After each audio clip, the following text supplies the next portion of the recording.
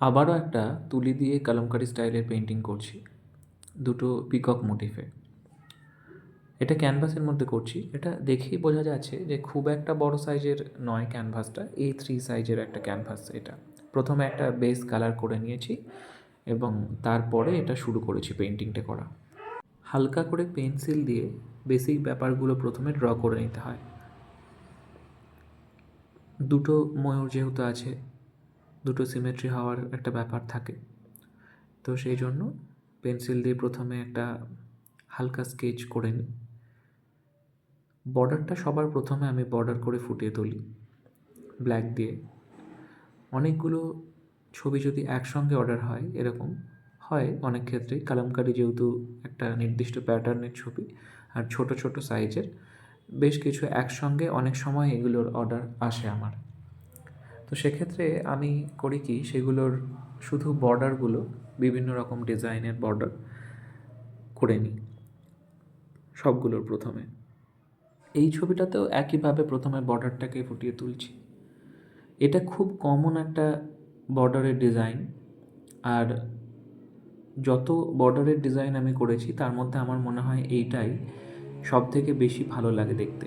কিন্তু সব ছবিতে তো একই রকম বর্ডার ভালো লাগে না, তাই ঘুরিয়ে ফিরিয়ে একটু অন্যরকমও করি। তবে দেবদেবীর ছবি বা এই ধরনের কোনো অ্যানিম্যাল মোটিভ বা বার্ডস মোটিভের কালামকারিতেও এই বর্ডারটা বেশ মানানসই হয়। এরপরে আমি এখানে ময়ূরগুলোকে শুরু করেছি। আমার কাছে যখন কোনো কালামকারি শেখার জন্য কোনো স্টুডেন্ট আসে, তখন প্রথমেই আমি তাদেরকে এই ময়ূরটা আঁকাই। এটা কালামকারির একদম বেসিক একটা মোটিভ। সব থেকে বেশি দেখা যায় কালামকারিতে পিকক। তো এটা দিয়েই আমি তাই স্টার্ট করি। যদিও খুব ছোট ছোট কেউ আমার কাছে কালামকারি শিখতে তো আসেনি, বড়রাই এসেছে, তারা যথেষ্ট আঁকাতে পারদর্শী। তো এটা দিলে মোটামুটি ভালোই পেরেছে সবাই, দেখেছি। আর কালামকারি আমি যেভাবে করি সেক্ষেত্রে সবথেকে ইম্পর্ট্যান্ট যেটা, সেটা হচ্ছে তুলি দিয়ে লাইন টানতে পারাটা, যেটাতে বিগিনারদের বা যারা এঁকেছে হয়তো কিন্তু তুলির কাজ হয়তো এতটা করেনি, তাদের একটু অসুবিধা হয়।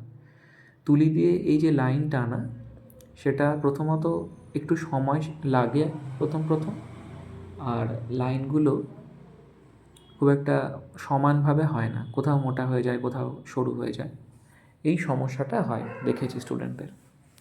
তবে আমি সেক্ষেত্রে একটাই আমার মনে হয় যে প্র্যাকটিস, যত বেশি কাজ করা হবে তত লাইন স্ট্রং হবে। তাছাড়া এটার আর কোনো কিছু খুব একটা উপায় আছে বলে আমার মনে হয় না তুলি লাইন স্ট্রং করার। যত বেশি কাজ করা হবে, হাতের গ্রিপটা বাড়বে, হাত স্টেবল হবে, লাইন ভালো হবে তখন।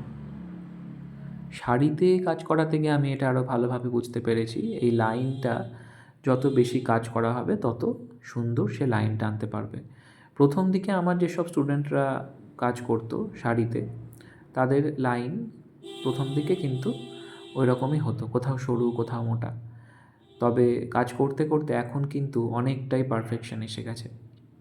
এর মধ্যে অনেকেই আমার কাছে কালামকারি শেখার জন্য ইনকোয়ারি করেছে, কবে ক্লাস স্টার্ট করব, এর মধ্যে কিছু আছে কি না, চলছে কি না কালামকারি ক্লাস। কালামকারি ক্লাস এখন কিছু চলছে না, এখন পটচিত্র ক্লাস চলছে শুক্র শনি রবি 3 দিনই।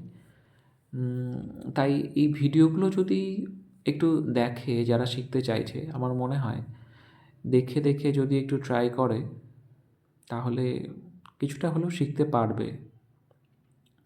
তবে কালামকারি ক্লাস আমি আবার স্টার্ট করব, যে ক্লাসগুলো চলছে সেগুলো শেষ হলেই আমি কালামকারি ক্লাস স্টার্ট করব। সেটা মোটামুটি ফেব্রুয়ারি মাসের দিকে জানাবো সেটা কবে থেকে আবার অনলাইন ক্লাসটা আমি কালামকারির ওপরে স্টার্ট করছি। তবে এই ভিডিওগুলো যদি একটু ভালো করে দেখে ধীরে ধীরে, তারপরে ট্রাই করে, তবেও আমার মনে হয় পারা যাবে, কিছুটা হলেও হবে।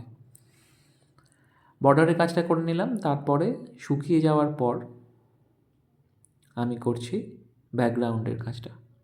ব্যাকগ্রাউন্ডটা জাস্ট ভর্তি করা, এখানে পুরোটা আমি ভিডিও করতে পারিনি ব্যাকগ্রাউন্ড ভর্তির ভিডিওটা, কারণ করতে করতে চার্জ শেষ হয়ে গেছিলো আমার মোবাইলের।